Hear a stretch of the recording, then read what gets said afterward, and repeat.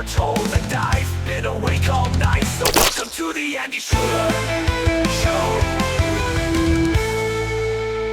In the shadows of the hall where legends dwell, stood a man with a vision reflecting liberty's bell. Drafted rights for the people, not just for his kind. Slipped into obscurity way ahead of his time. You've heard the big names: Washington, Jefferson, Madison, Monroe. Some quondam friends, but ne'er a foe. George Mason, a reluctant forefather mastermind. 'Tis very much of the democratic kind, who would sooner chop off his own right hand than put it to the Constitution as it now stands. Alright, history buffs, buckle up. Today, I'm diving into why George Mason should be your favorite founding father that you've never heard of. Picture this. The year is 1787, and a bunch of smarty pants and powdered wigs are drafting the Constitution. Among them is George Mason, a dude with ideas so ahead of his time that we're still catching up. Mason was one of only 3 delegates who refused to sign the Constitution. Why? Because he thought it didn't do enough to protect individual rights. This guy was the principal author of the Virginia Declaration of Rights, which later inspired the Bill of Rights. Now, let's talk presidential elections. The original system had the candidate with the most votes becoming president and the runner-up becoming vice president. Simple, right? But no, we had to complicate things. By the time we got to the 4th presidential election, we passed the 12th Amendment and changed it. Why?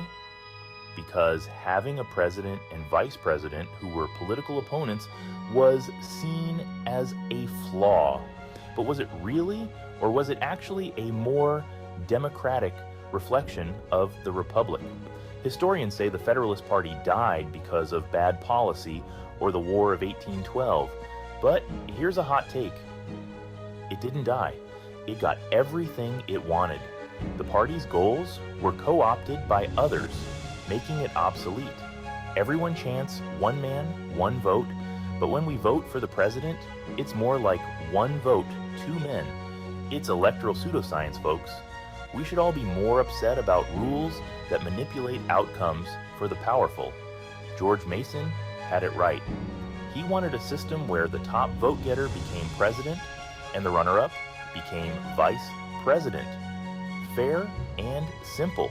He even proposed a co-vice presidency so that third place would also have a seat at the table. And get this, Mason was a fierce advocate for ending the slave trade immediately. Talk about being on the right side of history. So, why isn't George Mason more popular?